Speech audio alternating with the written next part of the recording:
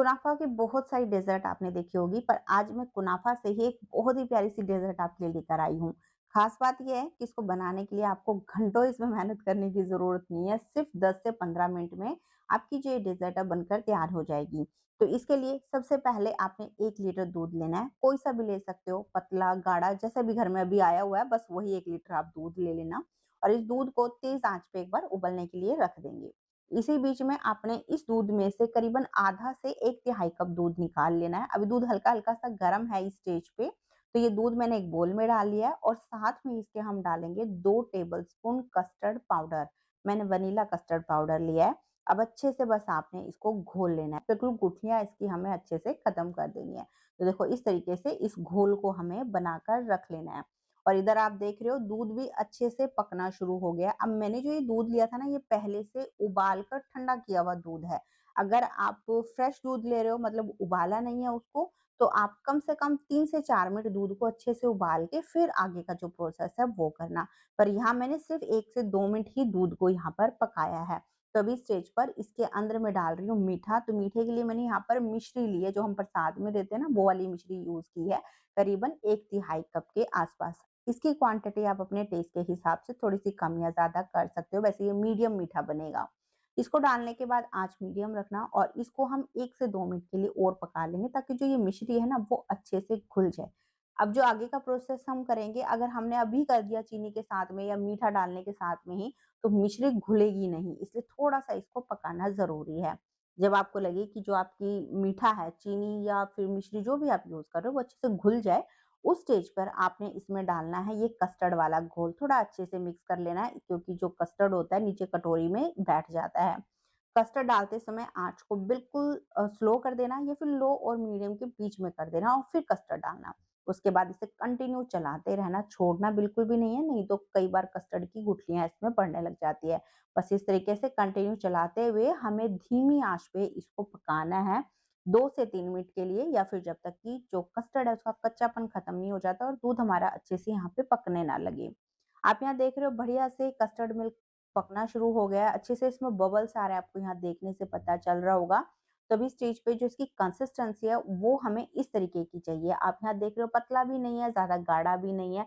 इस तरीके का थोड़ा-सा टेक्सचर में रखोगे तो ज़्यादा बढ़िया रहेगा, क्योंकि ठंडा होने के बाद है ना ये और भी ज़्यादा गाढ़ा हो जाता है। इसको चेक करने का सिंपल तरीका है कि आप चम्मच वगैरह से इस तरीके से लाइन ड्रॉ करके देखो। अगर अच्छे से लाइन ड्रॉ हो रही है और मर्ज नहीं हो रही है, इसका मतलब आपका जो ये दूध है वो बहुत अच्छे से कुक हो गया है। वैसे जब आप पकाओगे ना आपको अंदाज़ा खुद भी हो जाएगा। तो इस तरीके का दूध आपने रखना है। वैसे हल्का-फुल्का अगर थोड़ा-सा ज़्यादा भी पक गया या फिर कम भी पक गया तो भी कोई ख़ास फ़र्क नहीं पड़ेगा इससे, पर बहुत ज़्यादा नहीं पकना चाहिए। ज़्यादा पक गया तो फिर जैसे मैंने अभी आपको बताया था ना, ठंडा होने के बाद ये और भी ज़्यादा गाढ़ा हो जाता है। फिर वहाँ थोड़ी-सी दिक्कत आएगी आपको डेज़र्ट में यूज़ करते समय। तो अभी स्टेज पे मैं इसमें 1 पिंच केसर भी डाल रही हूँ ताकि जो कस्टर्ड मिल्क है इसका टेस्ट और बढ़ जाए। ऑप्शनल है ये, आप चाहो तो स्किप कर सकते हो। इसकी जगह पे आप हरी इलायची का पाउडर भी डाल सकते हो या फिर केवड़ा जल भी डाल सकते हो। साथ में ही मैंने करीबन 1 से 2 टेबलस्पून के आसपास इसमें बारीक चॉप करके ड्राई फ्रूट्स भी डाल दिए, जिसमें बादाम, काजू और पिस्ता लिए हैं। आप अपनी पसंद के हिसाब से थोड़ा-सा कम या ज़्यादा इसमें डाल सकते हो। आप चाहो तो यहाँ पर गुलाब की पत्तियाँ भी डाल सकते हो, वो भी बहुत सुंदर लगती हैं देखने में और टेस्ट भी अच्छा आता है। अब आपने आँच बंद करके बस इसको पहले एक बार रूम टेम्परेचर पर आने देना है और उसके बाद इसको फ्रिज में रख देना है ताकि ये थोड़ा ठंडा हो जाए। और इसी बीच में हम इसके लिए स्टफिंग बना लेंगे। तो उसके लिए हम कढ़ाई के अंदर 2 छोटी चम्मच देसी घी डाल देंगे और इसको गरम करके इसमें डालेंगे 1 कप सेवइयाँ। मैंने ये भुनी हुई सेवइयाँ ली हैं। आप यहाँ पर कोई सी भी सेवई ले सकते हो, जो भी आपके पास हो। बिल्कुल बारीक वाली जो फेनियाँ आती हैं आप वो भी ले सकते हो। वो उससे और भी बढ़िया ये स्टफिंग बनेगी।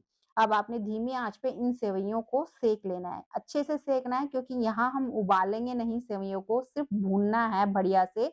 इसका जो क्रिस्पीपन है ना वो हमें चाहिए। जितनी क्रिस्पी होंगी उतना ही ये स्टफिंग खाने में टेस्टी लगेगी। बस आप इसे कंटिन्यू चलाते हुए भूनते रहना जब तक कि इसमें बढ़िया-सा गोल्डन या बिस्किट सा कलर नहीं आ जाता।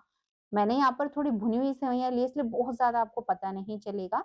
पर अगर आप कच्ची सेवई ले रहे हो तो आप जब भूनोगे ना तो आपको बहुत अच्छे से अंदाज़ा हो जाएगा कि हमें कितनी सेवई को भूनना है। आप यहाँ देख रहे हो हल्का-सा पहले के मुकाबले इसका कलर भी चेंज हो गया, हल्का-हल्का सा और डार्क कलर हो गया है, साथ में ही थोड़ी-सी क्रिस्प हो गई है और हल्की-सी फूल भी गई हैं। तो बस इससे ज़्यादा इनको भूनने की ज़रूरत नहीं है, आँच को बंद कर देंगे। वैसे मैंने करीबन इनको 4 से 5 मिनट धीमी आँच पे भूनना है। ठंडा करके आपने ये जो सेवई है इनको मिक्सी के जार में डाल देना है। साथ में ही इसके मैंने 1 से डेढ़ टेबलस्पून डाला है बादाम और 2 से 3 टेबलस्पून डाले हैं इसमें पिस्ता।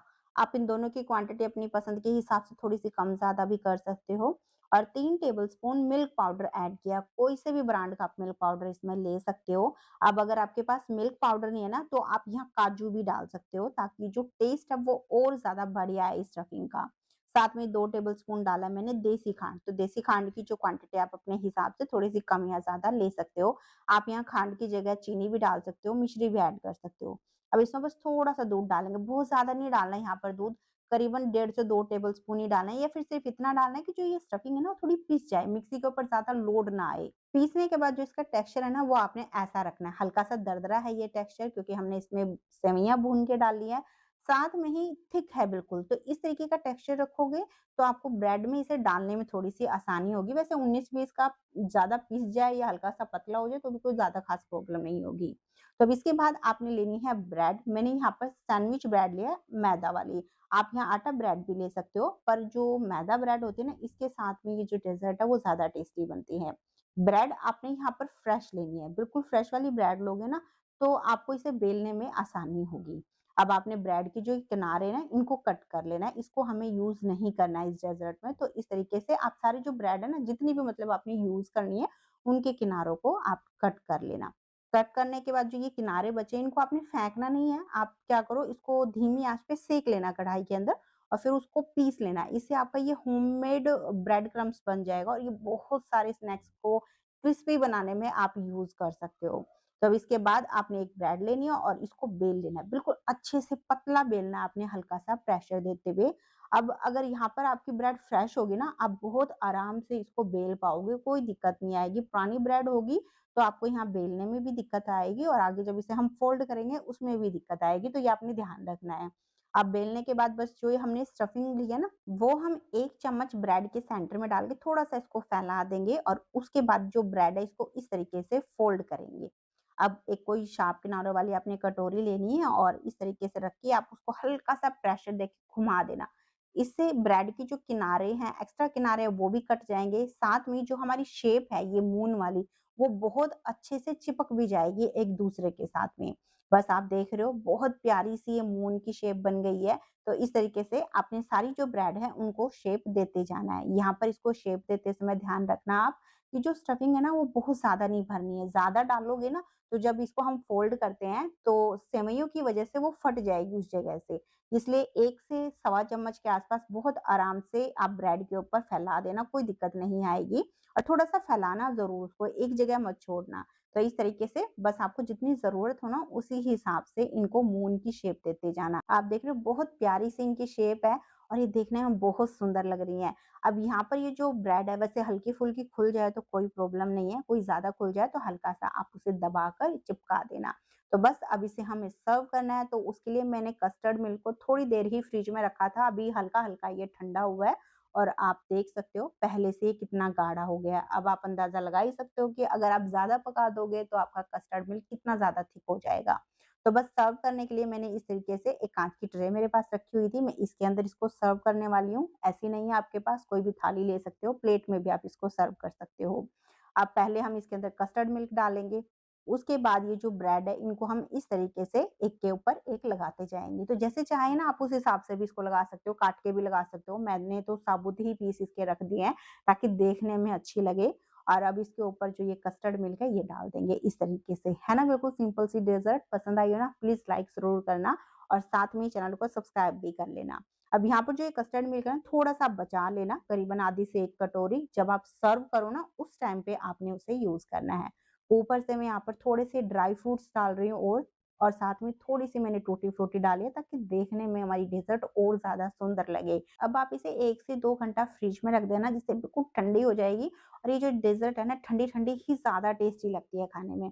मैंने सिर्फ़ 1 घंटा ही रखी थी और आप देख रहे हो इसने काफ़ी सारा कस्टर्ड मिल्क को सोक कर लिया है। तो बस ये हमारी बहुत ही सुंदर सी डेज़र्ट बिल्कुल तैयार है। इसको हम सर्व कर लेंगे। ऊपर से जो हमने कस्टर्ड मिल्क बचा के रखा हुआ है ना वो भी डाल देंगे थोड़ा-सा। थोड़े से ड्राई फ्रूट्स और ऐड कर देंगे ताकि देखने में और ज़्यादा सुंदर लगे। तो है ना बिल्कुल सिंपल सी रेसिपी, ऊपर से एकदम सॉफ्ट होगी और अंदर से जो कुनाफा है उसकी वज़ह से एकदम क्रिस्पी होगी, जिससे खाने में और भी ज़्यादा टेस्टी लगेगी। तो फ्रेंड्स, आज की रेसिपी आपको कैसी लगी प्लीज़ कमेंट ज़रूर करना। पसंद आई हो तो एक प्यारा-सा लाइक और शेयर भी ज़रूर करना और साथ में चैनल को सब्सक्राइब भी कर लेना। तो चलिए फिर मिलते हैं आपसे एक नई रेसिपी के साथ में।